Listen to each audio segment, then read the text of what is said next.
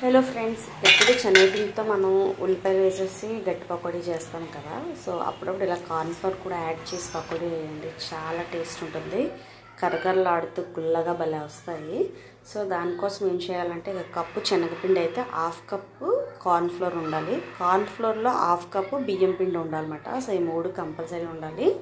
So మనకి క్రిస్పీగా బాగా గుల్లగా రావాలంటే మీరు ఈ మూడు యాడ్ చేసుకోండి. లేదు ఓన్లీ హెల్దీగా చేసుకోవాలనుకుంటే బేసన్ పౌడర్ శనగపిండి వేసుకుంటే సరిపోతుంది.